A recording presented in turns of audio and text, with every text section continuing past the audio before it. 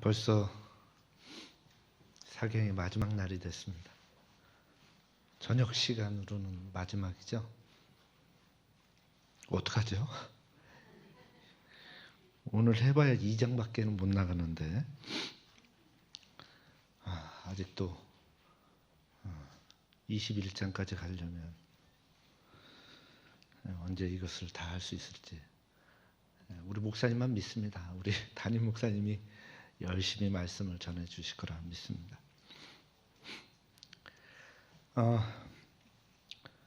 그동안 참여하지 못하셨던 몇 분의 얼굴들이 얼굴에 보이네요. 예전부터 제가 낯익었었던 우리 장로님의 얼굴들도 뵙고, 또 우리 제가 처음 목회를 나와서 사택이 없어서 전전긍긍하면서 아까 말씀하신 그 수택동 교회를 맡았는데 지금은 토평교회가 됐죠. 토평교회가 되기 전이죠. 구리제일교회와 왕숙교회와 또 수택동교회가 합쳐져서 지어지게 됐는데, 그 지어지기 전에 그 수택동교회에서 이렇게 목회를 할 때 사택을 앞에서 주질 않았어요. 정식으로 나왔는데도 사택이 없었어요. 그래서 결혼을 하고도 몇 개월 동안 사택이 없어서 전전긍긍하고 있다가 도저히 못 살겠어 합회로 찾아갔습니다. 사택 좀 주세요. 그때 합회가 좋은 사택을 저한테 주셨어요. 그 사택이 망우동 교회였습니다. 그때 우리 송채희 목사님께서 그곳에 담임 목사님이셨어요. 1층에 우리 목사님 계셨고, 저하고 지금 합회장이 되신 우리 강순기 목사가 앞집에 살고 제가 옆집에 살았어요. 그랬던 그 시절이 정말 이렇게 언제 지나간지 모르게 우리 송채희 목사님 앞에서 이렇게 말씀을 전하게 됩니다. 참으로 이 자리에서 우리 목사님 뵙게 돼서 너무 감사하고요. 또 부족하지만 후배가 이렇게 말씀을 이렇게 전하게 될 때 용기 있게 좀 기도해 주시기를 부탁드립니다. 한 주일 동안 우리가 요한복음을 우리가 좀 살펴봤죠. 요한복음을 우리가 첫날서부터 시작돼서 사도 요한이 요한복음을 전한 그 내용들을 우리는 봅니다. 그가 노년에 이 글을 쓸 때 얼마나 쓰고 싶은 말이 많았을까요? 그 쓰고 싶은 말 속에서 특별히 교회가 위기를 겪고 있을 때 그 교회를 온전하게 이끌 수 있는 유일한 방법, 그것은 예수 그리스도임을 그는 알았습니다. 이것은 오늘날 교회의 위기를 푸는 열쇠입니다. 재정도 조직도 방법이 아니라 오직 예수님을 통하여 우리는 오늘의 교회의 위기들도 풀 수 있음을 봅니다. 이것이 첫째 날 내용이었어요. 둘째 날 또 다른 증인 한 분을 또 우리가 봤죠. 침례 요한입니다. 그가 예수님을 복중에서 부모님을 통해서 성경 말씀을 통해서 예수님을 알았고, 그런 예수님을 그는 힘있게 증거합니다. 자신에게 돌려지는 존경과 영광을 주님께 돌리고요, 자신에게 맞춰주는 사람들의 시선을 주님께로 돌립니다. 그리고 자신을 따르던 제자들까지도 주님께로 돌리게 됩니다. 그렇게 그는 그가 본 것을 증거하였어요. 그가 본 예수님을 힘있게 증거한 또 다른 증인이 바로 침례 요한이었음을 보게 됩니다.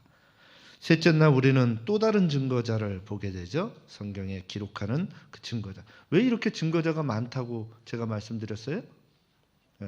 유대인의 율법에 보면 증인은 둘 이상이어야 돼요. 혼자 증거하는 것은 아무 소용이 없는 겁니다. 이 증거자들은 예수님의 제자들이죠. 첫 제자라 부르게 되는 안드레와 요한을 통하여, 안드레는 시몬을 데리고 오죠. 빌립은 누구를 데리고 와요? 나다나엘을 데리고 옵니다. 그러면서 그들이 직접 보고 경험한 그 예수님을 증거하자. 가장 좋은 것을 가족에게, 친구에게 주기를 원했던 그들의 모습을 통하여 오늘 우리들이 정말 가치 있다고 여기는 그 예수님을 우리가 누구에게 전해야 될 것인가를 우리가 살펴보는 시간을 갖게 됐습니다. 그런 가운데서 어제는 예수님께서 아직 연약한 이 제자들을 위해서 큰 일을 보여주셨죠. 말씀에 이미 기록되어 있는 말씀이었죠.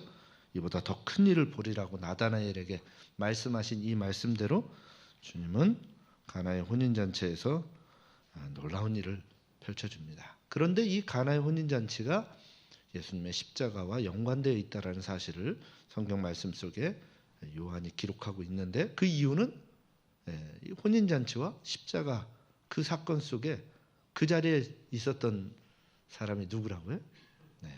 사도 요한이었기 때문이에요. 그 제자들 다 도망갔는데 유일하게 남아있었던 제자가 사도 요한이었습니다. 그 자리에 함께 있었던 어머니 마리아와 연관되어 있는 이런 말씀들이 계속해서 두 군데에서 나오는 것을 보게 됩니다. 그러면서 이제 이 가나의 혼인잔치에서 예수님의 이적을 맛본 자들이 나오게 되죠. 어머니도 제자들도 그리고 그곳의 하객들도. 그러나 그들이 맛본 그 예수님은 오래가지 않았어요. 아들의 기대했던 그 맛은 3년 반을 가지 못했고 스승이었던 예수님에 대한 그 기대도 3년 반을 가지 못했어요. 그곳에 참석했던 하객들은 그 좋은 그 포도주의 그 맛을 하루 만에 다 잊혀지게 되는 겁니다. 그 맛을 다 잃어버리는 거죠. 그러나 신실하게 주님의 말씀을 따랐던 순종했던 이 종들은 그곳에서 누구를 봤어요? 예수님을 본 겁니다. 그것을 표적이라고 얘기하는데 그 표적을 우리는 뭐라고 얘기했죠? 그 표적이라고 하는 것은 계시. 그 계시는 하나님이 당신을 드러낼 때 하시는 말이라고 그랬어요. 그래서 이 사복음서에 나타나는 표적이라는 이 단어는 일반적인 언어인 이적, 두나미스라고 하는 이 말하고는 전혀 다른 말이라고 하는 것을 제가 말씀드렸습니다. 이렇게 주님을 본 이 첫 증인, 순종한 이 증인들은 결국 예수님을 보게 됐고 그 예수님을 통해서 드러난 그 놀라운 일들을 통하여 예수님이 어떠한 분인지를 알게 되는 거죠. 이적과 표적의 차이는 이적은 무엇이냐면 그것으로 끝나는 거지만 표적은 그것을 통해서 또 다른 무언가를 암시해주고 무언가를 제시해주는 것이 표적입니다. 그래서 어떤 결과가 나왔을 때 그것이 누구를 이렇게 제시하는가라고 할 때에 그 물을 포도주로 만든 그것을 통하여 우리는 살아계신 하나님, 그 하나님이 드러나심을 우리는 보게 되는 것이죠. 그것을 우리는 표적이라고 말하는 것입니다. 그 표적을 본 그들은 주님을 증거하는 첫 전도인이 되었다라는 사실을 우리는 보게 됩니다. 아는 것이 없다 할지라도 경험이 없다 할지라도 예수님과의 그런 관계가 그렇게 많지 않다 할지라도 자신이 보고 경험한 그것을 전하는 것, 그것이 전도인이에요. 내가 만난 그 예수님, 그 예수님을 전하는 것. 그래서 지금도 요한의 때와 다를 바가 없다고 하는 것입니다. 그분을 직접 보고 그분을 경험한 그것으로 인하여 오늘 우리는 그분의 자녀임을 우리는 경험하게 되고 그 속에서 주인인 예수님과 그 주인인 예수님을 알게 될 때 우리는 내 자신이 누구인지를 알게 되고 내 자신이 누구인지를 알게 되면 그때 비로소 우리는 가야 되는 방향을 알게 되는데 그 방향은 내가 잡는 것이 아니라 이미 그분이 잡아주신 방향대로 가는 것이 그것이 방향성인 것입니다. 그런 의미에서 오늘 우리도 그분의 증거자가 될 수 있다라고 하는 말씀으로 어제까지 말씀을 전했습니다. 제가 오늘 여러분들과 함께 말씀을 좀 나누게 될 텐데요. 내용이 좀 분량이 좀 많습니다. 그래서 어제만큼 좀 시간이 가는 것을 좀 양해해 주시고 좀 빨리 끝나기를 원하시는 분들은 조금 마음속으로 좀 인내하시고 이렇게 좀 따라와 주시면 고맙겠습니다. 오늘 말씀은 성경 말씀 요한복음 2장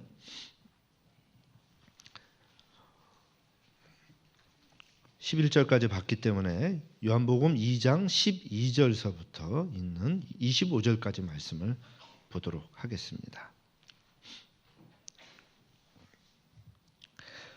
요한복음 2장 12절서부터입니다. 그 후에 예수께서 그 어머니와 형제들과 제자들과 함께 가버나움으로 내려가 거기 여러 날 계시지 아니하시니라.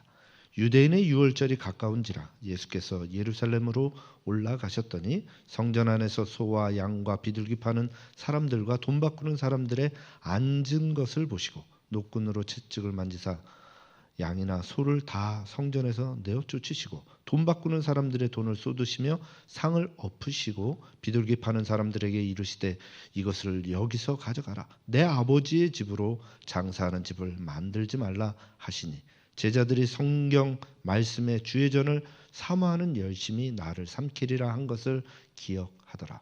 이에 유대인들이 대답하여 예수께 말하기를 내가 이런 일을 행하니 무슨 표적을 우리에게 보이겠느냐. 예수께서 대답하여 가라사대 너희가 이 성전을 헐라. 내가 사흘 동안에 일으키리라. 유대인들이 가로되 이 성전은 46년 동안의 지었건을 내가 3일 동안에 일으키겠느냐 하더라. 그러나 예수는 성전된 자기 육체를 가리켜 말씀하신 것이라. 죽은 자 가운데서 살아나신 후에야 제자들이 이 말씀하신 것을 기억하고 성경과 및 예수의 하신 말씀을 믿었더라.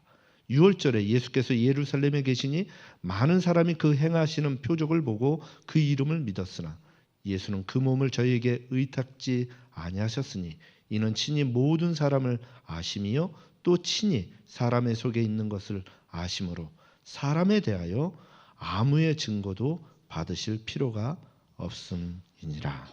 아멘.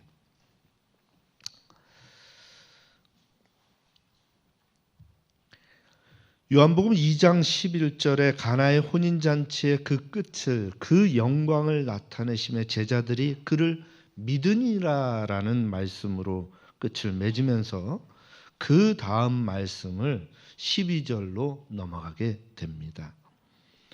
그 영광을 나타내셨다. 그 영광이라는 것이 하나님이심을 드러낸 것이라고 제가 말씀드렸고 그것이 계시이고 표적이라고 제가 말씀을 드렸죠.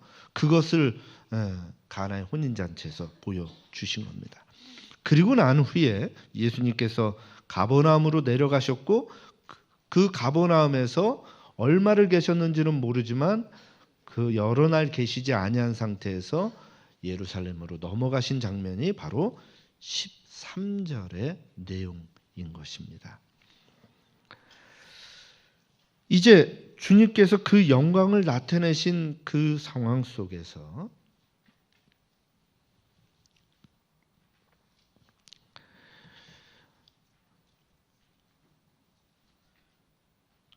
여러 날을 가버나움에서 보내신 이후에 6월절에 성전으로 들어가시게 됩니다. 이 성전은 우리가 아는 바로는 이것이 헤롯에 의해서 건축된 성전이라 말을 합니다. 이 성전이 지어진 지가 46년이 되었다라고 말을 합니다. 성경에는요. 20절에 보면 유대인들이 그렇게 말하죠. 46년이 걸렸다. 그렇다면 BC 19년에 지어지기 시작하였다면 예수님이 공생애를 시작하신 지 얼마 되지 않은 후입니다. 그러니까 이것을 이렇게 해보니까 한 6개월 정도 지나신 거예요. 예수님의 공생애가 시작되신 지가. 그 6개월 후 예수님은 첫 번째 유월절을 맞이하시면서 예루살렘으로 올라오시게 된 겁니다. 그 성전에서 생긴 사건이 바로 우리가 잘 아는 성전 정결의 사건이라고 우리는 말을 합니다. 유월절이 가까웠을 때 예수님께서 예루살렘으로 올라오셨고 그곳에서 주님은 시장터가 되어버린 이 성전을 정결케 하시는 그 행위를 하십니다. 예수님께서는 예루살렘 성전에 올라가셔서 사람들로 더럽혀진 하나님의 집에 대한 모욕감을 느끼시게 된 거예요.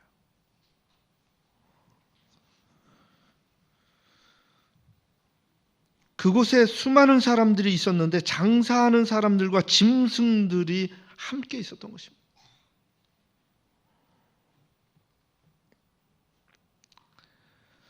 그런 상황 속에서 예수님께서 참지 못하셨던 거예요. 그리고서는 그곳에 있는 짐승들과 장사하는 이들을 내어 쫓게 됩니다. 그 일을 여러분도 한번 생각해 보세요. 이게 그냥 쉬운 일이 아니에요, 여러분들. 여러분들 여기 5일장 쓰죠? 5일장 쓰죠, 마석에. 저도 한번 와봤거든요. 굉장히 복잡해요. 근데 어떤 사람이 와가지고 여러분들 막 와가지고 막 빗자루 같은 걸로 막 쓰면서 나가 하면은 나가겠습니까? 장사하는 사람들이 얼마나 드센지 여러분들 아시죠? 절대 이길 수 없어요. 그 사람들은 자신들의 생명줄, 밥줄이기 때문에 그냥 거기 있는 분들이 아니에요. 자, 목숨줄 내놓고서 그 장사하시는 분들인데 그런 분들이 나가라고 그런다고 나가겠어요? 이미 내가 자리를 맡아놨는데. 어떻게 성전에 들어와서 그 자리를 맡았는지는 잘 모르겠어요. 여러 이 넓은 공간에서 자리를 맡아서 이렇게 장사들을 했겠죠. 그런데 느닷없이 젊은 사람이 들어와 가지고는 나가라고 막 그러는 겁니다. 그런데 꼼짝없이 사람들이 두려움 속에서 주섬주섬 주워가지고는 그 자리를 뜨는 것입니다. 그 장면을 예수님의 이 성전을 정결케 하는 이 장면을 14절서부터 16절까지 이렇게 기록하고 있어요. 성전 안에서 소와 양과 비둘기를 파는 사람들과 돈 바꾸는 사람들의 앉은 것을 보시고 노끈으로 채찍을 만드사 양이나 소를 다 성전에서 내어 쫓으시고 돈 바꾸는 사람들의 돈을 쏟으시며 상을 엎으시고 비둘기 파는 사람들에게 이르시되 이것을 여기서 가져가라.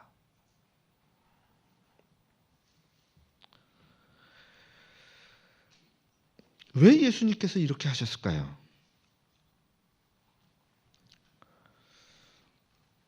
사람들은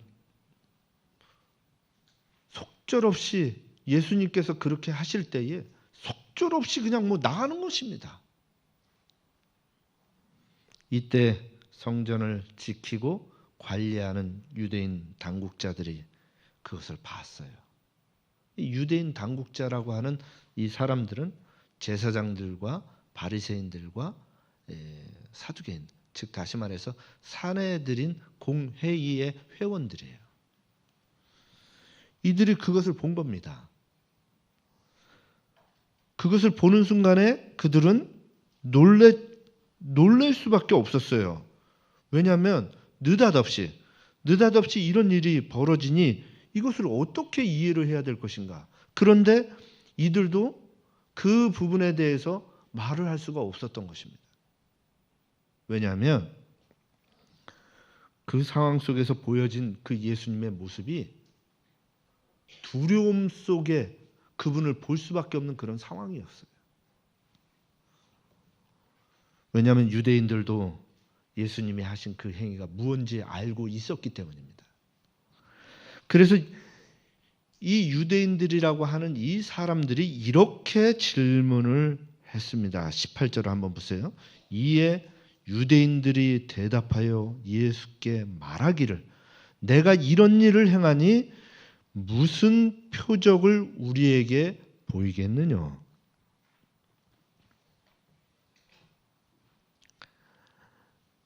무슨 표적을 우리에게 보이겠느냐. 이 말을 여러분들 잘 이해하셔야 되는 게, 유대인들이 이 상황 속에서 예수님이 하신 이 행위가 어떤 것을 의미하는지 알고 있었다라는 겁니다.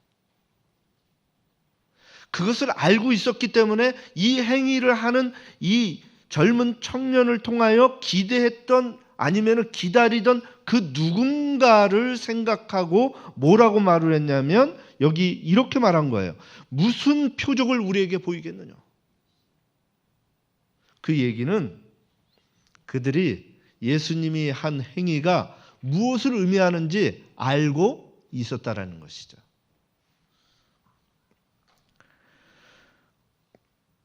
그렇다면 당시에 성전에 있었던 자들은 예수님의 어떠한 부분들을 보았을까요? 예수님의 어떠한 표적을 보았을까요? 그것은 이 유대인들뿐만 아니라 거기에 있었던 많은 사람들이 꼼짝 못하고 나갔었던 이유가 있어요. 그 이유는 그들이 예언의 말씀, 즉 성경 말씀이 예수님을 통하여 성취되는 것을 보았기 때문입니다. 그러니까 예수님이 그런 행동을 한 그런 모든 모습들이 이미 성경 말씀에 기록되어 있었던 거였어요. 메시아가 오면 그런 일을 한다라고 하는 것을 다 알고 있었어요. 아무도 손을 못 대고 있는 이 상황에서 이 성전을 깨끗게 하시고 하는 이런 모든 일들이 이루어질 텐데, 그 일은 반드시 메시아가 오면 그 일을 한다고 그랬어요.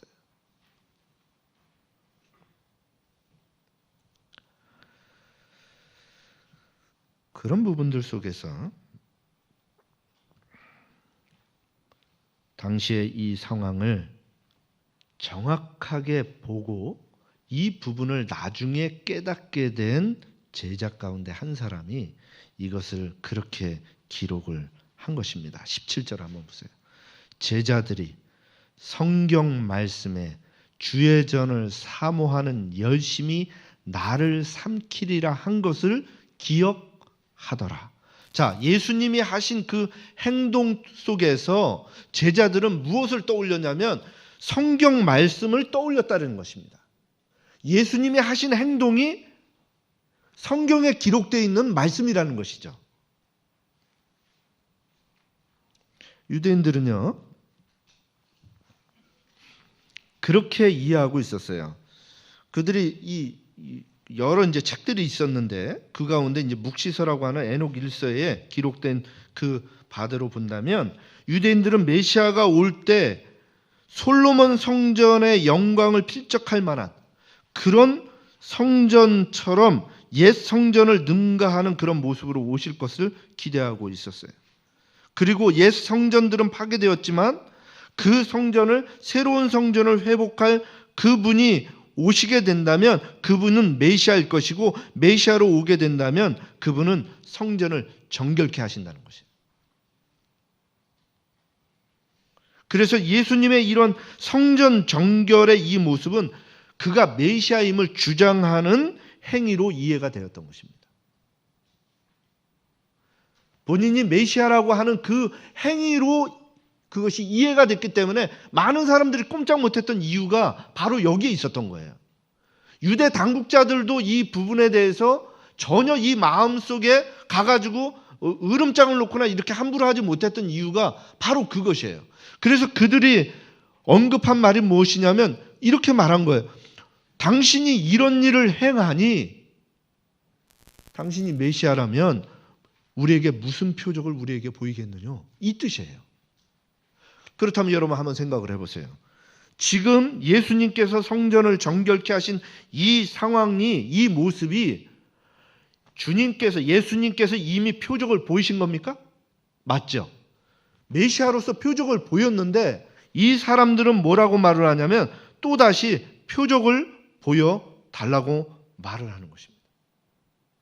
자, 그들이 표적을 봤는데도 또 표적을 보여달라는 것은 이게 말이 안 맞는 거예요. 그들은 이미 알고 있었어요. 여기 보면 스가랴서 14장에 이렇게 말씀하셨거든요. 여호와의 아시는 한날이 있으리니 낮도 아니요 밤도 아니라 어두워갈 때에 빛이 있으리로다. 시대가 암울하게 갈 때에 그때에 예수님이 오실 것을 말하고 있어요. 그 날이 있는데 그 날에 빛이 있으리로다. 그 빛이 누구십니까? 예수님이시죠. 그런데 더 나아가서 여기 성경 말씀 속에 보면 말라기 3장에 400년 전에 이미 이렇게 언급을 하셨어요. 만군의 여호와가 이르노라 보라 내가 내 사자를 보내리니 그가 내 앞에서 길을 예비할 것이요 또 너희의 구하는 바 주가 호련히 그 전에 임하리니. 어디에 임한다고요? 전에. 이미 말라기서에 400년 전에 언급을 하셨어요. 이 예언에 대한 이 말씀을 누가 주셨을까요? 예수님이 주신 거예요. 즉 너희의 사모하는 바 언약의 사자가 임할 것이라. 이스라엘 백성들이 그토록 기다리던 그 언약의 사자가 임할 것이라고 하는 이 말씀을 이스라엘 백성들은 마음에 다 새기고 있었어요.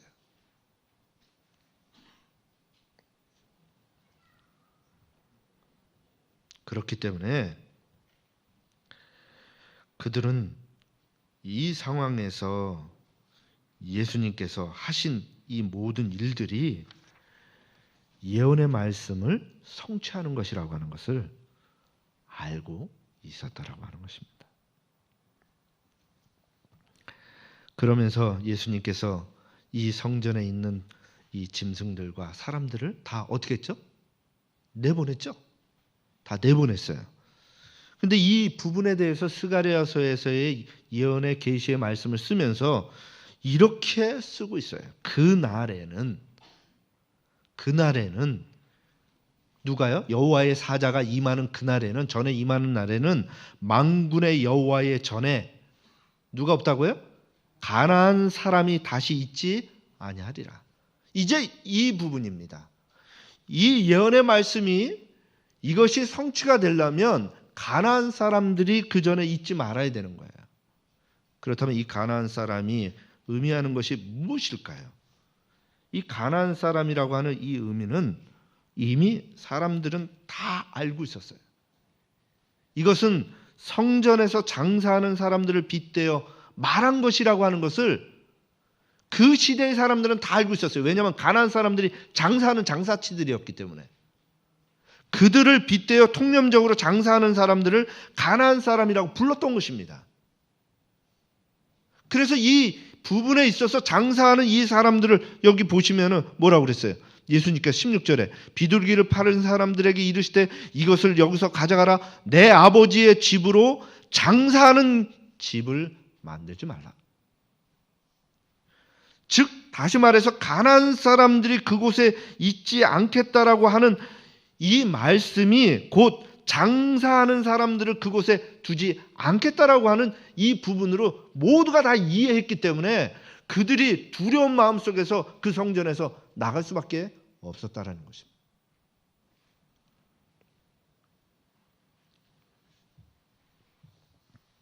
그렇게 제자들이 그것을 이해한 거예요. 제자들이 성경 말씀에 주의 전을 사모하는 열심히 나를 삼키리라 한 것을 기억하더라.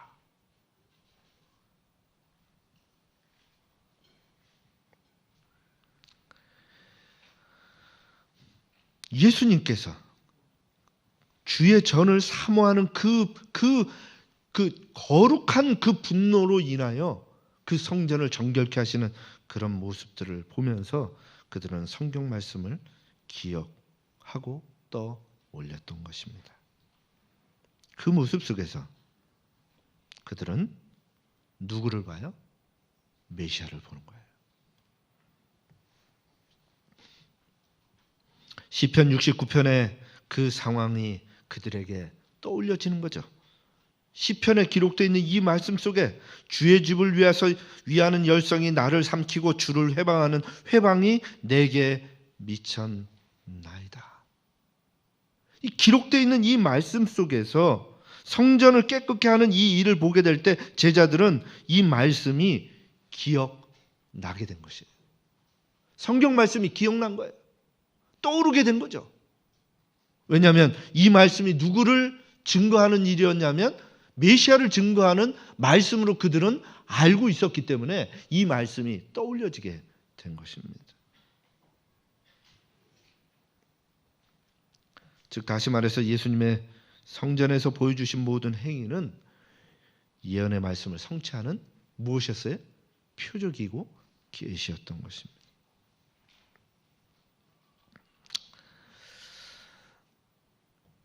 이 예수님의 이 성전 정결의 이 행위는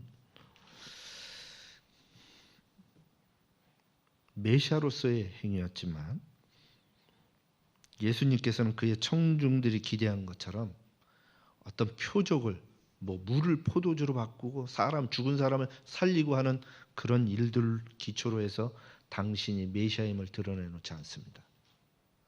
그분이 하신 일은 예언을 무엇하는 거예요? 성취하는 일이었어요. 그 말은 다시 말한다면 말씀에 기초하여 행동하신 것이죠. 그러니 말씀을 깊이 깨닫고 말씀에 대한 마음에 그 말씀을 두고 있는 사람이면 예수님을 무엇할 수 있었어요? 발견할 수 있었고 그분이 예수님임을 알 수 있었다라고 하는 사실입니다. 성경 말씀의 권위를 기초로 하여 주님은 말씀하신 거지. 그런 말씀들이 그냥 단순히 하신 말씀들이 아니라 이 말씀들이 우리가 요한복음 2장에 시작되었을 때서부터 이 말씀들이 십자가의 사건과 연결되어 있다는 사실을 우리는 언급을 했죠. 여기 똑같은 말씀들이 나와요. 4일, 3일 그 말씀을 하시면서 당신이 성전임을 말씀하시고 다시금 살아나실 것에 대해서 십자가에서 죽으실 그런 부분들을 언급하는 것을 우리는 보게 됩니다. 이렇게 주님은 말씀 속에서 당신을 드러내 보이시는 표적을 보이시게 되었습니다. 두 번째로 주님께서 보이신 것이 있다면 신성을 보이신 거예요. 주님께서 보이신 이 신성이라고 하는 것은 인성 속에 가리워진 그리스도의 신성이에요. 그 신성이라고 하는 것은 그 거룩함 때문에 두려움을 갖게 되는 것이죠. 그래서 사람들이 예수님께서 그런 행동을 했을 때 그 옆에 다가서지도 못하고 다들 두려워서 그 성전에서부터 떠나간 것이에요. 그 누구도 예수님께 그 부분을 가지고서 한마디로 와가지고 그것을 가지고서 얘기하는 사람이 없었다는 것이죠.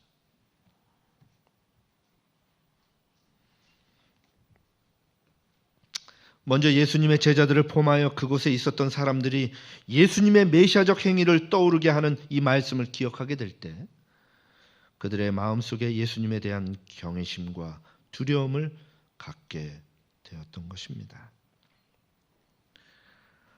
그때 그들이 바라본 예수님의 모습 속에는 두 가지의 모습이 있었죠. 하나는 구원자의 모습이고 기다렸던 메시아의 모습이고 또 하나의 모습은 심판자의 모습이에요. 이 모습은 예수님의 이 양면이죠. 오늘 우리에게도 똑같습니다. 우리가 정말 주님의 뜻대로 살아가는 자들에게는 주님은 구원자이시지만 우리의 마음속에 주님과 함께 동행하는 삶을 살지 못할 때에는 우리의 마음속에 두려움이 있게 되는 것이죠. 그렇게 주님은 인성 속에 가려진 그 신성을 보여주신 것입니다. 세 번째로 예수님은 당신이 하나님이심을 보여주시는 세 번째의 증거가 무엇이었냐면 그들의 마음속에 있는 것을 다 아시는 그런 표적을 보여주셨습니다. 여기 성경에 보면 이 말씀 속에 이렇게 말씀하고 있죠.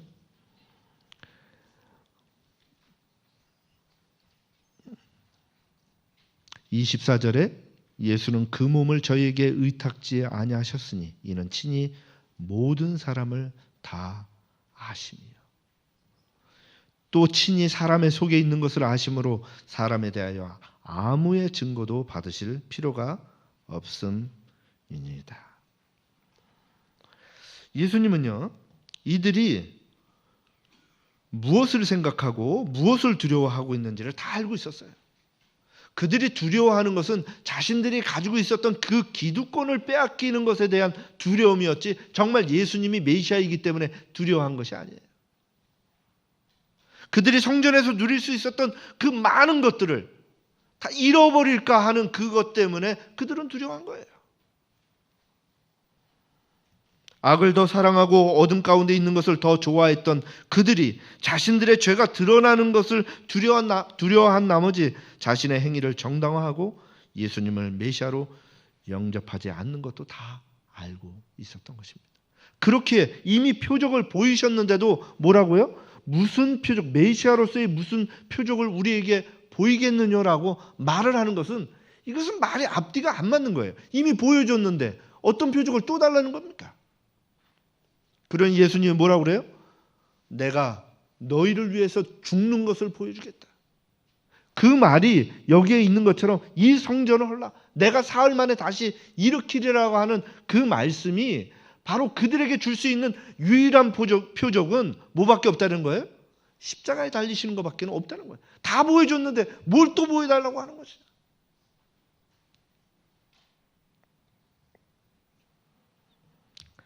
당시에 이스라엘 사람들은요 이렇게 가르쳤습니다. 하나님만 아시도록 남겨진 7가지 사항이 있어요. 하나님만 하실 수 있는 거예요. 요 7가지. 죽음의 날. 요거는 하나님만 하신대요. 인간은 몰라요. 둘째, 위로의 날. 심판의 정도. 자신의 상급. 다윗 왕국의 회복 시기, 죄된 로마 왕국이 멸망할 시기, 그리고 다른 사람 속에 들어있는 것을 아는 것, 이것이 하나님에 대한 증거라고 그들은 가르쳤어요. 그런데 예수님은 다 아셨습니까? 다 아셨죠. 그들이 무엇을 요구하고 있고 무엇을 말하는지를 다 알고 있었어요. 그렇게 주님께서 보여주신 이 모습을 본다면 예수님께서 다른 사람의 마음속을 읽을 수 있는 능력을 행사한 것이라면 그분은 누구예요? 하나님이시고 메시아시죠. 이렇게 그분은 다 보여주셨어요. 그럼에도 불구하고 성전에 있던 많은 사람들이 예수님이 행하시는 표적을 보고 그 이름을 믿었지만 그들의 속을 아시는 예수님께서는 그들의 믿음을 진실되게 보지 않았어요. 그들의 믿음이 어디에 기초하여 세워진 믿음인지 다 알기 때문입니다. 다 알아요. 겉으로는 굉장히 이렇게 경건한 척하고 입은 옷이나 그들이 하는 말투나 기도나 이 모든 것들이 다 그들이 굉장히 경건하고 굉장히 믿음 있는 사람인 척 하지만 예수님은 그들이 어떠한 자들인지 다 알고 있었다는 것이죠. 그리고 그들이 가지고 있는 이 믿음이 얼마 가지 않을 것이라는 것도 다 알고 있었다라고 하는 것입니다. 사람들은 종종 이렇게 말합니다. 우리가 예수님의 표적을 볼 수만 있다면, 예수님 한 번만이라도 볼 수만 있다면 큰 믿음을 가질 수 있을 것 같은데, 꿈에서라도 한번 봤으면 좋겠는데. 저도 그랬거든요. 한 번도 안 나타나 주시더라고요. 하지만 여러분, 세속적인 삶 속에서 예수님의 표적들은 그들 자신을 세상적인 데서 신앙적으로 돌리기보다는 자신을 더욱더 믿음의 강팍한 존재가 되도록 하게 하는 결심의 도구가 된다는 것입니다. 그럼 한번 생각해 보세요. 거라사 지방에 귀신 들린 이 돼지 사건 보셨죠?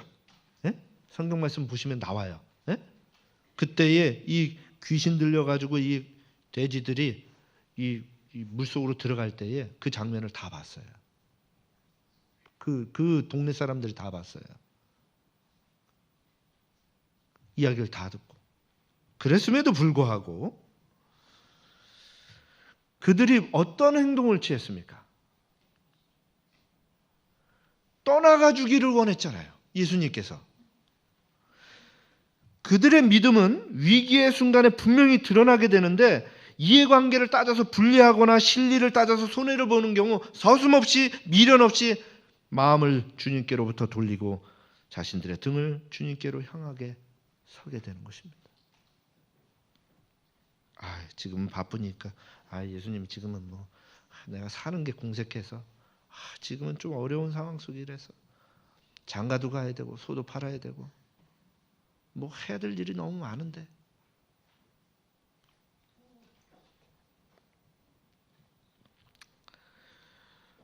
성전을 정결케 하시는 이 사건 속에서 많은 사람들이 예수님의 이 표적을 봤어요.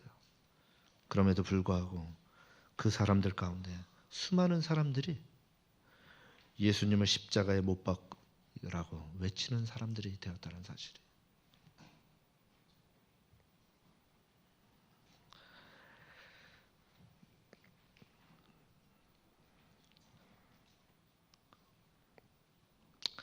그런 부분들 속에서 주님의 행위는 정말 그들을 깨우칠 수 있는 그런 행위이긴 했지만 표적을 기초하여 메시아로서의 그분의 행위를 받아들이는 것이 아니라 오히려 그것을 부정하는 그런 상황이 된 이유가 무엇일까요?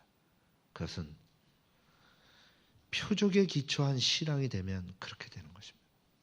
우린 이걸 때로는 기복신앙이라고 얘기를 하죠. 하나님 도와주세요. 도와주죠. 그때는 잘 믿죠. 그러다가 안 도와주면 뭐라고 얘기해요? 안 도와주면 뭐라고 그래요? 하나님 없다고 그러잖아요. 그러한 신앙 속에서 표적에 기초하여 기복신앙에 기초하여 신앙을 세우게 될 때 그 신앙은 오래갈 수가 없는 거예요.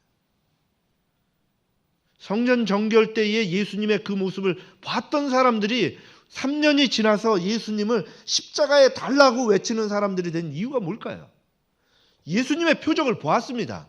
그럼에도 불구하고 그 예수님을 십자가에 달라고 외치는 그 사람들의 신앙이 어떤 걸까요? 그들에게 필요하면 신앙이고요. 필요치 않으면 그건 신앙이 아닌 것이 되기 때문입니다. 아쉬우면 가지만 넉넉하면 안 가는 것이 그들의 삶의 자세이기 때문이에요. 오늘 우리는 어떻습니까?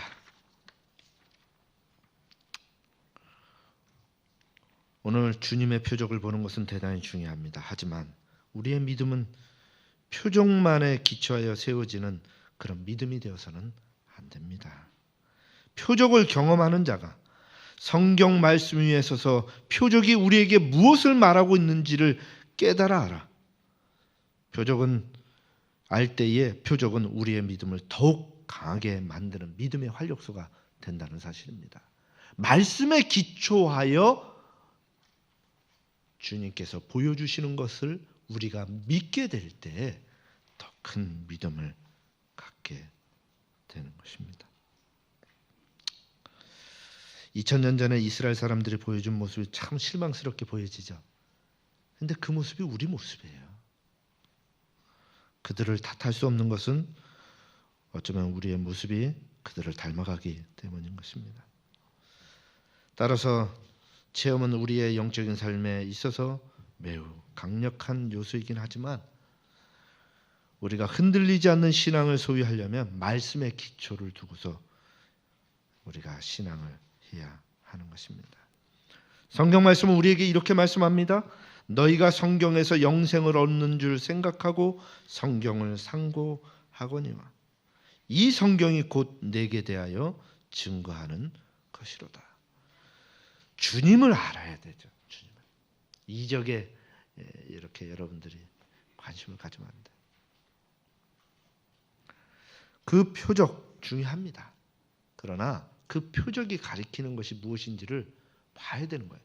그게 표적이 갖고 있는 의미인데 여러분들 한번 생각해 보세요. 달을 가리키면서 손을 이렇게 두면 여러분들이 손가락을 봐야 됩니까? 달을 봐야 됩니까? 달을 봐야죠. 근데 왜 손가락만 봐요? 표적이 이 표적이 이 손가락이 가리키는 것은 다리지 이 손가락을 보라고 하는 게 아니거든요. 그런데 예수님께서 하시는 그런 모든 말씀들이 분명히 가르치는 것이 분명히 있는데 그것을 안 봐요.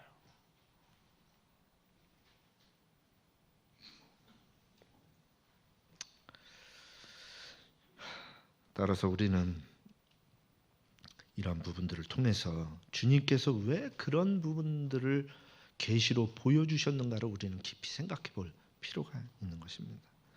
예수님이 성전 정결을 하신 이유는 이것입니다. 그날 예수님은 메시아로서, 즉 저희 죄 가운데서 저희를 구원하실 자로서 여호와 전에서 저희의 죄를 드러내신 거예요. 무엇을 드러내셨다고요? 저희의 죄를 드러내신 거예요. 저들이 어떤 죄를 지고 있는지를 보여주신 것입니다. 그들이 정말 어떠한 죄를 지었을까요? 우리는 좀 살펴볼 필요가 있습니다. 첫째, 주의 백성이 하나님 앞에 나오는 것을 회방한 죄입니다. 이게 무슨 의미냐면, 성전은요, 하나님의 성전은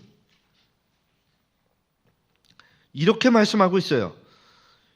또 나 여호와에게 연합하여 섬기며 나 여호와의 이름을 사랑하며 나의 종이 되며 안식일을 지켜 더럽히지 아니하며 나의 언약을 굳게 지키는 이방인마다 내가 그를 나의 성산으로 인도하여 기도하는 내 집에서 그들을 기쁘게 할 것이며.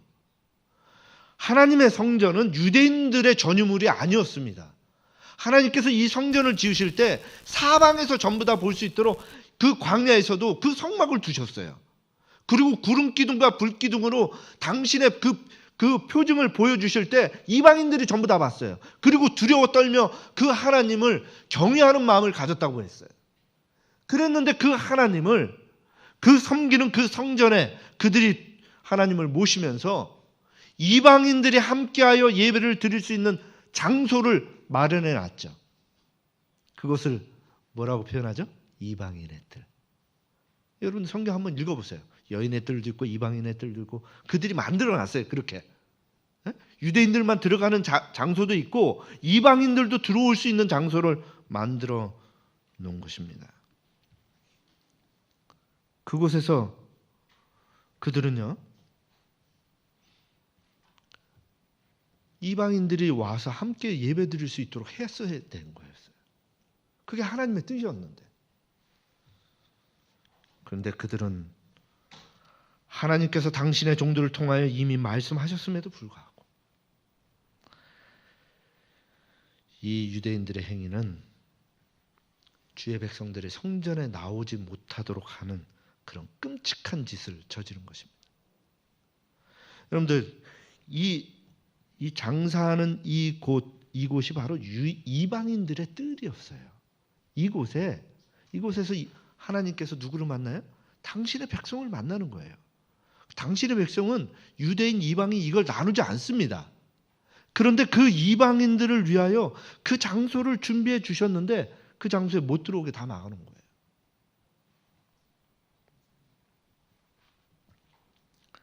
장사를 하니 그곳에 이방인들이 들어올 자리가 없죠. 그렇게 그들은 하나님께로 나오는 백성들을 회방한 것이에요. 두 번째로, 그들은 여호와의 말씀을 청종치 않고 죄로부터 돌이키지 아니한 죄인 것입니다. 하나님은 끊임없이 이스라엘 백성들을 위하여 선지자를 보내셨죠. 끊임없이 보내셨어요. 끊임없이 보내셨는데 부지런히 보냈지만은 청종치를 않는 것입니다. 듣지를 않는 거예요. 그러니 북방 이스라엘이 망하고 남방 유다가 망하고 끊임없이 잡혀가고 그 잡혀가면 또 하나님께서 울부짖으면 또 데리고 오시고 이런 일들을 끊임없이 하면서도 그 백성들이 돌이킬까 생각하여 기다리시면서 끊임없이 선지자를 보냈지만 그들이 선지자를 받아들이지 아니했다는 것입니다.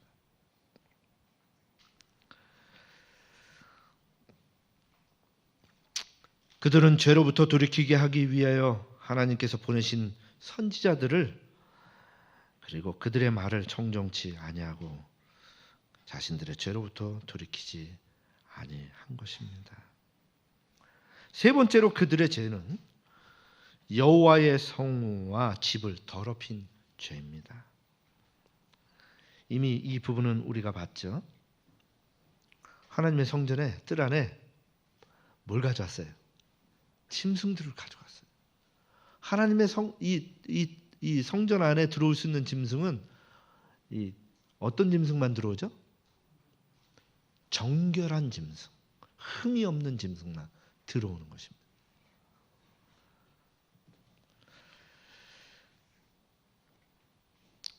근데 그들이 여호와 앞에 가증한 것을 두고 하나님의 성과 하나님의 집을 더럽히고 있습니다. 예레미야 7장 30절에 보면 이 말씀이 나오죠. 여호와께서 말씀하시되 유다 자손이 나의 목전에서 악을 행하여 내 이름으로 일컬음 받는 집에 그들의 가증한 것을 두어 집을 더럽혔으며, 그러한 그들의 죄를 예수님이 지적하신 것입니다.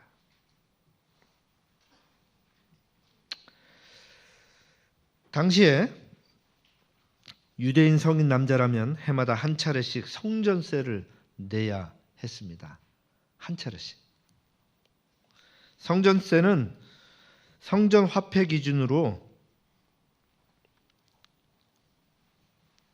20세 이상 이 성인 남자라면 반세겔을 내야 돼요. 반세겔. 이 반세겔은 2데나리온입니다. 2데나리온. 예. 우리가 한 데나리온이 보통 노동자 하루의 품삯이라고 우리가 배웠잖아요. 그러니까 2데나리온이라는 것은 좀 많은 돈일 수도 있어요. 그런데 1년에 한 번씩은 반드시 내야 되는 거예요. 성전세예요. 유대인이라면 누구나 내야 되는 겁니다. 이 성전세를 내라고 하는 것은 이미 구약에 언급이 되어 있는 말씀이었어요. 명령이었어요. 여기 보면 그 반세겔을 여호와께 드릴지며라고 이 출애굽기에 나와 있죠. 이 명령대로 이스라엘 백성이면 누구나 다 이 성전에 돈을 내는 것입니다. 이 성전세는 유월절 시기에 예루살렘 성전을 방문하여 내는 것이 이 통상 관례예요. 그래서 이때에 막 엄청난 그 장사에 이런 상황들이 있었던 이유도 바로 그것입니다. 왜냐하면 이 갈 수 없는 이들을 대상으로 방문 진술을 이걸 해야 되는데 이게 참 쉽지 않은 거예요. 그러니까 다 오라고 하고 그게 정 안 되는 사람들만, 병든 자나 뭐 이런 사람들만, 이제 연약한 사람들만 간 것입니다. 그래서 이 성전세를 받는 사람들을 우리는 이 반세겔을 받는 자다 이렇게 말을 한 거예요. 근데 이 성전세가요, 예수님도 내셨죠? 네? 여러분들 한번 보세요. 마태복음 17장을 한번 보세요. 여기 보면 예수님도 내셨어요. 마태복음 17장에 보면 가버나움에 이르니 반세겔 받는 자들이 베드로에게 나와 가로되 너희 선생이 반세겔을 내지 아니하느냐? 이럴 때 예수님께서 물고기 잡아다가 거기 입에서 이렇게 대서 해라 이렇게 하시잖아요. 그러면서 그 성전세를 예수님도 내시는 그런 통상적인 그런 모습을 우리는 보게 됩니다. 이 성전세는요, 이 일반 돈하고는 좀 다른 거예요. 이 세겔은 로마 정부에 국세를 내거나 지역 정부나 통치자에게 지방세를 내는데 사용했던 그런 돈이 아니에요. 이건 어디에서만 사용하는 거냐면 성전에서만 반드시 사용하는 돈이에요. 성전 유지, 보수 관리, 날마다 아침에 드려지는 이 떡, 이 비용으로 이렇게 사용이 됐는데, 이 반세겔 또는 이 세겔은 로마 정부가 만드는 돈이 아니라 두로 지방에서 만든 돈만 사용했어요. 두로 지방에서 만든 돈. 이 참 여기에는 아주 그 불행한 이 백성들의 모습이 우리가 보여지게 됩니다. 성전을 모독하는. 여기 보시면 이게 이제 여러분 한번 보세요. 보이시나요? 이게 잘 안 보이시면 이게 좀 요걸 한번 보세요. 그 카피된 거. 거기 보면 이게 두로 지방의 화폐예요. 이게 화폐인데 여기 보면 그 화폐에 그려져 있는 이 그림 있죠. 이렇게 그림이 있어요. 사람 얼굴이 하나 있고 또 하나는 누구냐면 이 독수리가 하나 있어요. 근데 여기 있는 이 사람이 누구냐면 신이에요. 신. 당시의 신상의 이 모습인데 이 신이 바로 누구냐면 헤라클레스. 들어보셨죠? 헤라클레스라고. 그 헤라클레스를 이 돈에다가 그려놓은 것입니다. 그리고 이 독수리는 당시의 보편적인 신의 상징이었죠. 이 로마도 이 부분들을 가지고 있잖아요. 그 부분들이 이 돈에 그려져 있는 이 부분들입니다. 두로의 신이었어요. 그걸 로마식으로 표현하면 이게 헤라클레스가 되는 것이죠. 이런 부분들 속에서 그들이 이 두로 지방에 그 사용되는 그 돈을 성전에서 사용한다는 것이 이게 말이 되는 겁니까? 안 되죠. 로마 사람의 이 동전을 왜 사용을 안 했냐면 그 로마 동전에 누가 그려져 있었냐면 로마 황제의 이게 있었기 때문에 그 돈을 사용하지 않은 거예요. 하나님 앞에 그것을 왜 드리냐? 가이사는 가이사의 거 이렇게 말씀하셨잖아요. 그래서 이것을 안 사용했는데 그것을 피하려다가 더 큰 것을 만난 거예요. 지금 예? 늑대 피하려다가 뭐 만난 거예요? 지금 호랑이 만난 거예요. 호랑이. 그들이 그 성전을 운영하기 위해서 사용되는 이 돈이 로마 돈은 절대 싫다라고 생각을 하고서 그것을 안 하는 대신에 이 두로 지방의 이 돈을 선택을 하면서 그들은요. 십계명에 나와 있는 첫째 계명과 둘째 계명을 어기게 된 것입니다. 이게 누가 이런 짓을 했을까요? 제사장들이 이 짓거리들을 한 거예요. 성전세를 위해서 제사장들은 돈을 새로 만들 수 있었는데 만들지 않고 이방 신상이 그려진 이 돈을 가져다가 이것을 사용을 한 것입니다. 여러분 생각해 보세요. 이방 신상이 그려진 돈만을 성전세로 받았다. 이것만을 유일한 돈으로 생각을 했다. 이게 말이 되는 겁니까? 이게? 그런데 왜 그들은 이 돈을 선택을 했을까요? 예수님 시대 이전서부터 제사장들은 당시 유통됐던 돈 가운데 아까도 말씀드린 것처럼 로마 정부 돈은 안 된대요. 그런데 반드시 돈은 6g짜리가 돼야 된대요. 예? 성전에 드리는 돈은 반드시 6g짜리가 돼야 된대요. 그 6g짜리 이 돈이 찾다 보니까 두로 지방에 이 돈이 돼버린 거예요. 근데 그것만이 아니라 그 돈에는 무엇도 있냐면 그 돈을 만드는 주화의 성제, 은으로 만든 것입니다. 은으로 만들면서 6g짜리가 되는 것만 반드시 사용한다라고 하는 이런 이 부분들을 그들이 갖게 된 것이죠. 왜냐하면 이것이 성경에 기록되어 있는 말씀이었기 때문이에요. 출애굽기 30장 13절에 보면 여기 성소의 세겔대로 10게라의 은을 바치도록 그렇게 명령을 하신 이 명령을 따르겠다고 그 명령 따른다고 어떻게 했어요? 요 6g짜리 10게라가 6g이거든요. 6g짜리 그리고 은으로 만든 돈 요걸 따진 거예요. 그게 어떤 색깔이든 이런 건 상관이 없어요. 뭐로 가도 어디만 가면 된다? 서울만 가면 된다. 이런 생각을 가진 것이죠.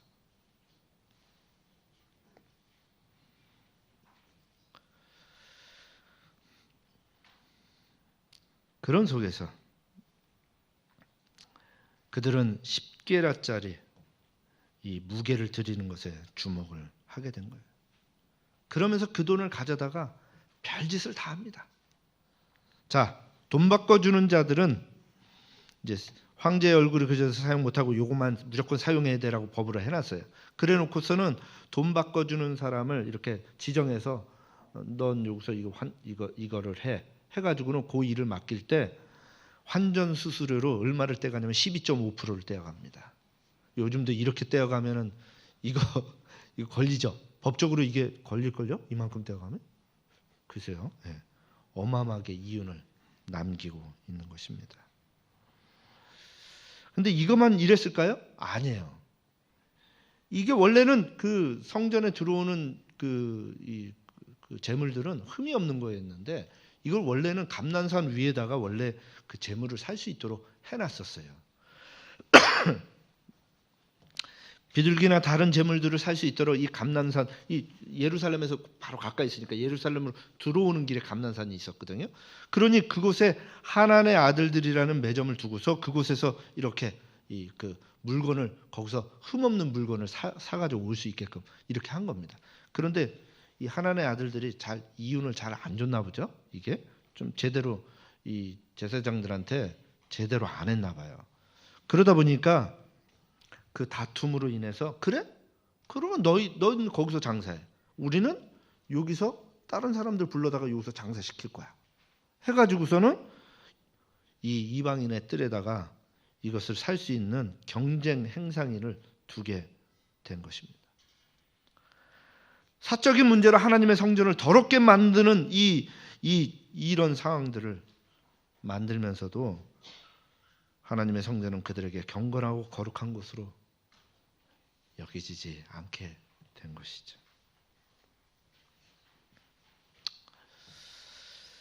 이런 광경을 목도하게 되었을 때 참 기가 막힌 것입니다. 더 심각한 것은 이런 거예요. 어떤 이제 백성이 유대인이 자신의 죄를 이제 하나님께 이제 속죄받기 위해서 흠없는 양을 하나 이렇게 데리고 옵니다. 그러면 요 성전에서 물건 파는 사람들이 이렇게 보고서 뭐라고 얘기하냐면 그거 안 될 걸? 이렇게 얘기해요. 뭔 소리냐고. 가장 좋은 걸로 내가 가져왔는데 제사장한테 한번 가봐. 제사장한테 가면 뭐라고 그러냐면 흠이 있어. 다른 거 가져와. 아니 흠이 없는데요? 흠이 있다면 흠이 있는 거야. 저희 가서 바꿔와. 그러면 이 사람은 어떡합니까? 그 물건 가져왔잖아요. 가져왔는데 이것을 다시 가져갈 수 없으니까 거기에 가가지고는 싸게 파는 겁니다. 이거 흠이 있다는데 이거 예? 예를 들어서 100원이면은 20원에 팔고 그리고 100원에 또 사는 거예요. 이 짓거리들을 하면서 끊임없이 착복하는 일들을 제사장들이 한 거예요.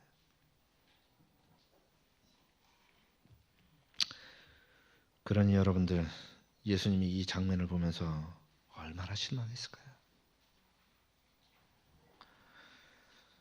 정말로 실망한 거예요. 세속적인 사람과 동물만 있을 뿐이지 거기에는 하나님이 안 계시는 거예요. 하나님의 성전이라는 이름은 있지만 그곳에 하나님이 안 계시는 거예요. 계실 수가 없었죠. 안 계시는 게 아니라 계실 수가 없는 거예요. 왜냐하면 하나님은 거룩하신 분이시니까. 그들에게 허락된 제사의 행위와 의미들이 변질되고 잃어버려진 것처럼 보인 거예요.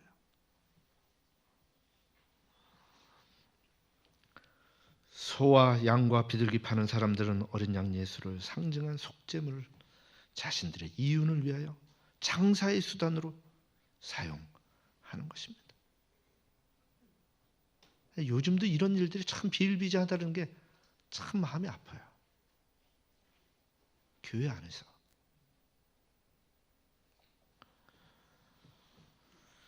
그러니 예수님께서 화나실 만하죠? 저 같아도 화가 좀 날 것 같아요. 겁은 나지만 화는 날 것 같아요. 성전에서 짐승들을 다 내어쫓으시고 돈을 쏟으시고 이것을 가져가라. 내 아버지의 집으로 장사하는 집을 만들지 말라 하시는 그분의 음성이 얼마나 절박했을까요?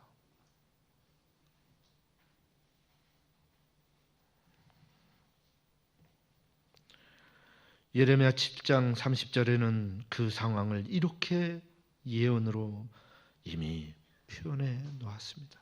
여호와께서 말씀하시되 유다 자손이 나의 목전에 악을 행하여 내 이름으로 일컬음 바 받은 집에 그들의 가증한 것을 두어 집을 더럽혔다.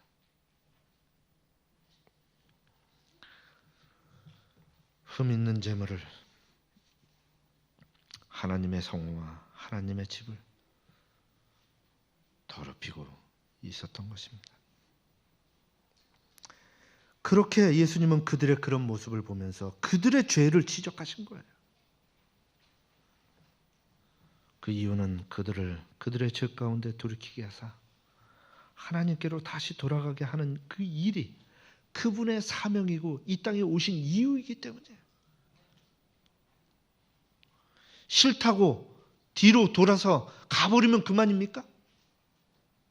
그 사람이 밉다고 그 사람에게 그리스도를 드러내지 아니하면 그만입니까?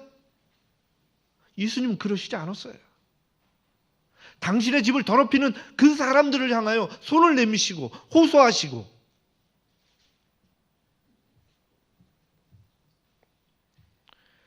그것이 그분의 마음이었기 때문입니다.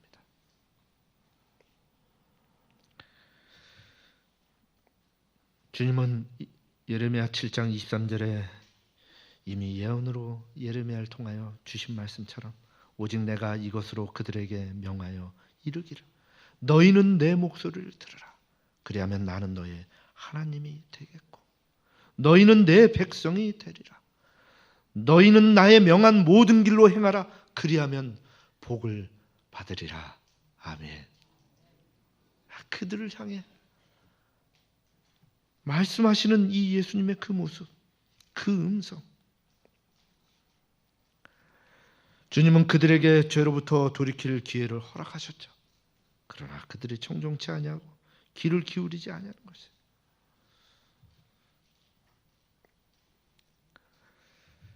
그런 그들의 그 모습을 통하여 주님은 분노하셨던 것입니다. 주님께서 분노하신 또 다른 우리의 이유는 아버지의 집은 장사하는 집이 아니기 때문입니다.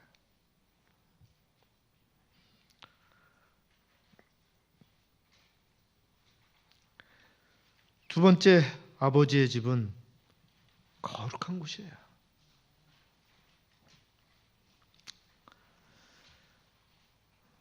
세 번째, 아버지의 집은 만민이 기도하는 집이기 때문입니다.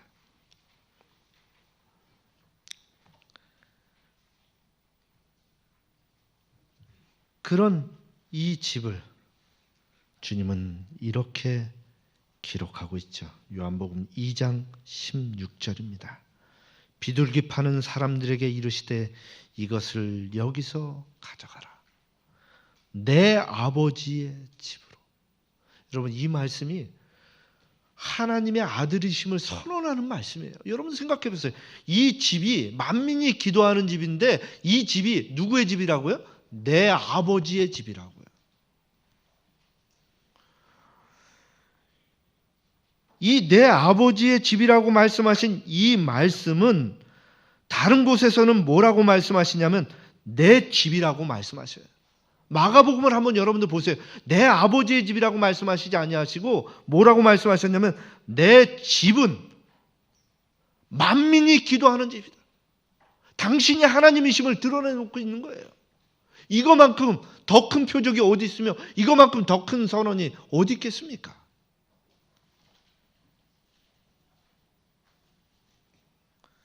그러한 이 집은 만남의 장소이죠. 그곳은 당신을 사랑하여 진심으로 찾고 만나기를 갈급하는 자들이 하나님을 만날 수 있게 하기 위하여 그들에게 주신 만남의 장소인 것입니다. 그곳은 위로의 장소이기도 합니다. 모든 죄인들을 위하여, 심령이 가난한 자들을 위하여, 애통하는 자들을 위하여, 의에 줄이고 목마른 자들을 위하여, 세리를 위하여, 창녀를 위하여, 과부를 위하여, 모든 자들에게, 세상에서 소외되는 모든 자들에게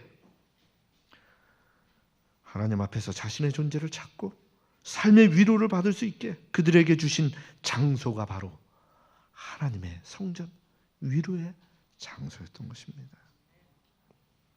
하나님 앞에서는 그들 모두가 평등한 존재일 뿐입니다. 그곳은 은혜의 장소예요. 그곳은 이방인이나 헬라인이나 유대인이나 누구든지 자신의 죄로 인하여 고통을 당한 자들이 자비와 용서를 얻게 하기 위하여 그들에게 주신 장소인 거예요.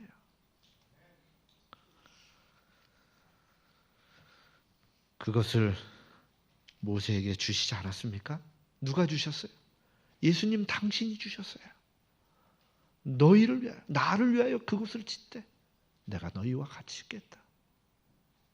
근데 그곳이 변했죠. 완전히 강도의 구렬로 변했어요. 장사치의 그 장사터로 변해버린 것입니다.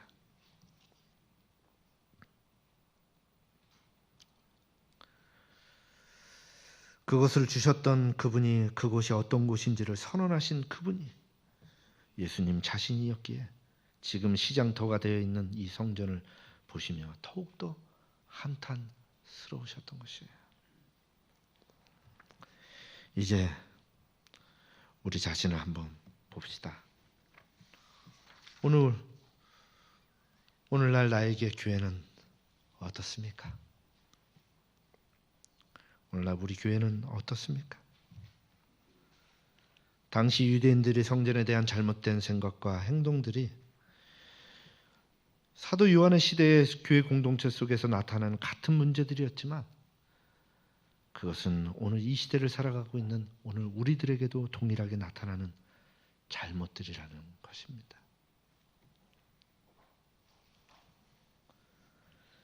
성전에 대한 그들의 그릇된 행동과 잘못된 생각이 예수님에 대해서 그릇된 행동과 잘못된 생각을 불러일으킨 것처럼 오늘날 주의 몸된 교회에 대한 우리들의 그릇된 행동과 잘못된 생각도 동일한 문제를 만들게 됨을 명심하게 되시길 간절히 바랍니다. 예수님의 공생의 기간 동안의 성전에 대한 문제를 요한은 60년 후에 교회 공동체의 문제의 원인으로 보았고 그것은 2000년이 지나서 또다시 이 시대의 교회의 문제의 주 원인이 되고 있습니다.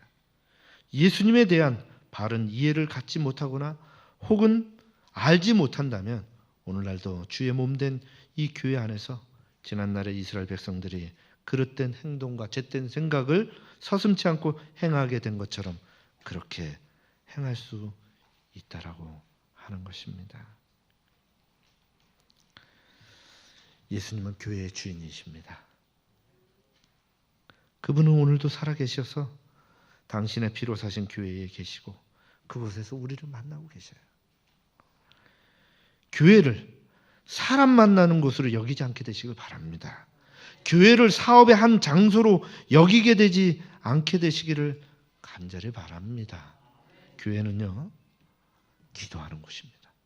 교회는 하나님의 용서와 자비가 베풀어지는 곳이고 하나님과 대면하는 곳입니다. 그렇게 이제까지 우리의 생각이 좀 잘못되어 있다면 여러분 바꿉시다. 예? 우리의 생각이 바뀌면 뭐가 바뀐다고요? 우리의 행동이 바뀌게 됩니다. 조심스러워져요. 주님에 대한 우리의 생각이 믿음의 행동으로 나타나게 돼 있는 거예요. 여러분들이 여기 들어오실 때에 여러분 이곳에 주님이 계신다라는 그런 거룩한 마음으로 들어오게 되길 바랍니다. 경외하는 마음으로 들어오세요. 여기 그냥 들어와 가지고 그냥 누구 여기서 연설하는 거 들으러 오셨습니까? 그런 생각으로 오시면 안 되는 거예요. 누구 여기 좋은 친구 만나러 왔어요? 그런 생각으로 오시면 안 되는 거예요. 이곳에 누가 계셔요? 그분이 계시기 때문에 우리는 그분을 만나기 위해서 오는 거예요. 오늘 우리는 지난날의 이스라엘 백성들과 같은 죄를 짓지 않는지 살펴봐야 할 것입니다. 주의 백성이 하나님 앞에 나오는 것을 회방하는 죄, 여호와의 말씀을 청종치 아니하고 죄로부터 돌이키지 아니하는 죄, 여호와의 성호와 집을 더럽히는 죄, 이런 것들이 오늘 우리에게 있는가를 살펴봐야 됩니다. 공동체의 위기. 사도 요한이 당시 공동체를 위해서 이 글을 썼을 때는 동일한 문제가 있었기 때문이라고 말하고 있습니다. 그것은 오늘날 우리의 상황도 동일하죠. 그렇기 때문에 우리가 이런 우리의 믿음과 교회에 대한 우리의 생각에 심각한 도전과 위기를 직면하고 있다면 오늘 이 요한복음을 통해서 우리에게 들려주시는 주님의 이 귀한 말씀을 통하여 우리의 믿음을 다시 한번 재고해 보게 되시기를 간절히 바랍니다. 이 문제를 해결하는 방법은 성전이신 그리스도를 우리가 온전하게 하는 것이에요. 해결책은 유일하게 그거밖에 없습니다. 성전으로 세우신 그리스도께서 이 교회를 이방인들에게 차별이 없는 교회, 이 교회는 언제든지 누구의 해방이 없는, 특히 재물이나 권위나 혈통이나 신분과 관계없이 주님의 이름으로 하나님 앞에 나아갈 수 있으며, 이 교회는 성스럽지만 출입하기를 원하는 모든 이에게 열려있는 집과 같은 그런 교회로 주님은 이 교회를 세우셨다는 사실을 우리는 잊어서는 안 됩니다. 오늘도 주님은 피로 세운 이 교회에, 당신의 피로 세운 이 교회에 당신의 영광을 여전히 나타내십니다. 그 영광을 말씀을 통하여 드러내실 때 그것은 같은 이유일 것입니다. 우리로 당신이 주님 되심을 드러내기 위함이고, 우리의 부족과 죄를 밝히사 우리를 죄로부터 돌이켜 주님께 돌아오게 하기 위함인 것입니다. 사랑하는 성도 여러분, 그런 예수님을 보셨나요? 주님께서 성전에서 정말 그렇게 당신을 드러내신 그 모습을 여러분들 말씀 속에서 보셨나요? 그렇다면 그분을 정말 내 몸에, 내 마음에 그분의 성전으로, 그분을 정말 거룩하게, 정말 귀한 분으로 마음에 새기게 되시기를 간절히 바라면서 오늘 말씀을 마치고자 합니다.